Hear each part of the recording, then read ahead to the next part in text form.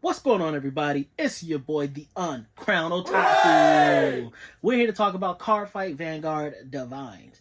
I finished all 13 episodes, and off rip, I'm gonna let y'all know it was a good season. I don't think there's potential for a season 2 because it wrapped everything up real nicely, real neatly, put a bow on it. I don't see how this could continue down the line. So everything wrapped up nicely. I felt like it was a return to form to the original Vanguard that I fell in love with. I fell off of Vanguard around the Vanguard G series. I kind of stopped paying attention then, but Divinez was actually really good. And it felt like I was just picking up and rewatching the original with a little bit of like new gloss over it. But I do have a couple problems with it.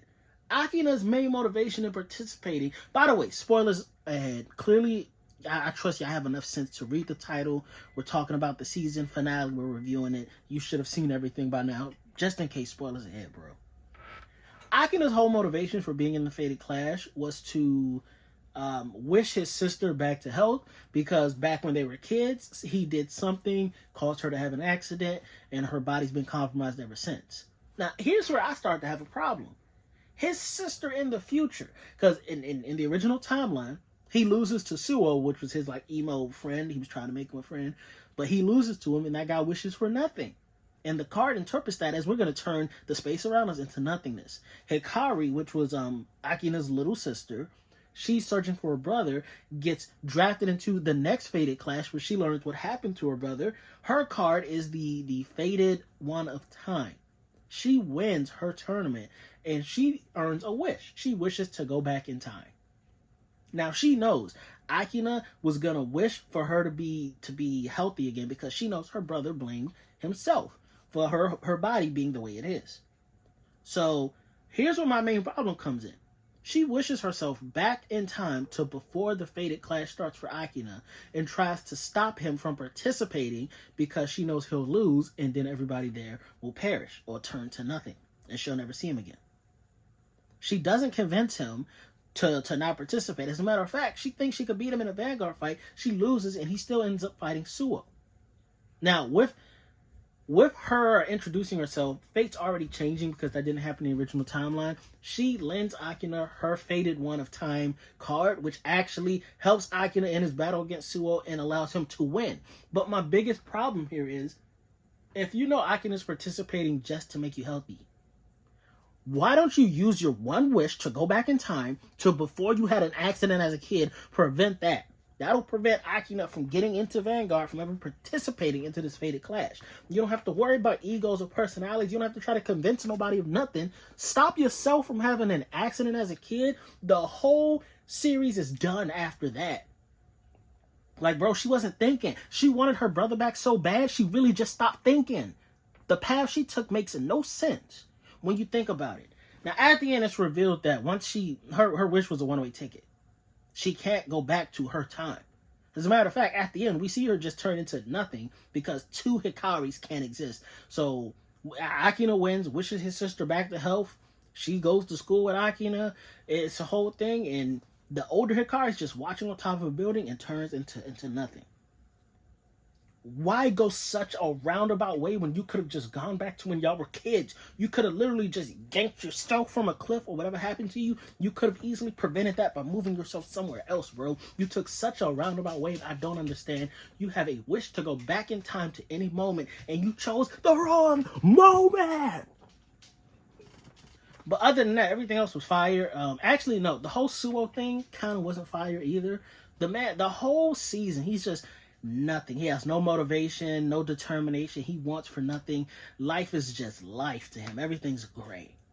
And then through this card fight, somehow Akina's doing something where it reminds Suo, oh, my parents liked Vanguard. They told me never to give up as a kid. You know what? I do have desires. I do have wants. I do want to be loved. Through a card fight, he realizes all this stuff when all his life, at least, I promise you, at least 10 years, he hasn't realized this growing up. At least 10 years when he was a kid. Maybe not say at least. Maybe like, so let's say 7 years. Bare minimum, it's been 7 years where he couldn't realize this himself. It took playing a card game for him to realize that. I'm smelling BS in the air. That pissed me off. And then the after scenes where you just see he's so obsessed with card fighting Akina again. I'm like, bro, the drastic shift in character for you so quickly, kind of not with that, bro. That's kind of whack to me. I understand, like, he unlocked a core childhood memory that he had forgotten, but bro, the shift in character so quick, I don't. BS is what I'm smelling, and I'm calling it out again. But besides those two things, the stupid time jump and his drastic change in character series was fire, and it also brought a character from Cardfight Overdress, which I actually didn't watch that series either.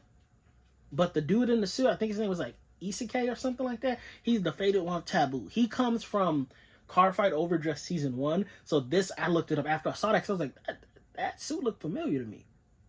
So I looked it up. This happens, Divinez happens, I believe it was 2, maybe 4 months after the last episode of Overdress. So that was good to know that they're continuing the same like timeline, and it's all in the same Cardfight universe. My cup just fell, but we're not going to edit that out. It's all one big Cardfight universe, so that's kind of cool to know too. I really do like the Faded One's abilities, but it's also, and I talked about this on a previous video, I think it's unfair for them to use their Faded One cards in regular card fights. Because everybody has the same reaction. I've never seen this card before. A divine ability? What's that? I've never heard of this before. And anybody with a Faded card is going to win any match. Because nobody else has a divine ability, and every divine ability is broken. The only way to break a broken ability like that is with another broken ability. That's why Faded Ones have to fight each other, because it's the battle of the broken abilities. If you fight somebody without one, GG on you, bro. That's easy pickings. Now should not feel accomplished that she's about to go pro using that Faded One card, because it's not fair. If she didn't have that Faded One card, she would have lost to homie with the hero deck. Do I hear anybody disputing that? No. And nobody bothered to question where this one-of-a-kind card came from with a made-up ability that nobody's ever heard of before in the history of card fight. It just baffles my mind how we're letting them use Faded One cards in regular Vanguard fights. But I know it sounds like I'm complaining a lot. I promise you, it's actually a really good season. Characters are intriguing. The overall story arc is kind of cool, actually. And the card fights, fast-paced and action-oriented, bro. I was locked in. And it's quick, 13 episodes. And episodes only like 20 minutes long. Yeah, because it's like 20. I watched it on YouTube. It's like 22 minutes, but they also have their own ads in it. So really, it's like 18-minute episodes if you discount all the ad time. It gets you in, it gets you out. It was such a good watch. Shout out to my boy Devin.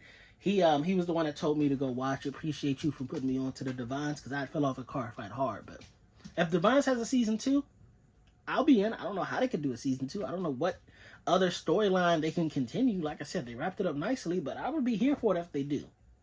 But I'm assuming y'all have watched it again, judging by the title. If you haven't watched it, bro, you just got spoiled about everything. What did y'all think of Cardfight Vanguard Divinez? Comment down below. As always, don't forget to like, share, subscribe, do all that social media jazz. Uncrowned Kingdom. I've been your boy, the Uncrowned Otaku. That's the fire that keeps the kingdom burning safely. I need to cut my fingernails. I know, they're really long. I'm sorry. I'm going to cut them right after this video. Appreciate y'all, and I'll see y'all on the next video. Peace, bros. Peace, peace, peace, peace.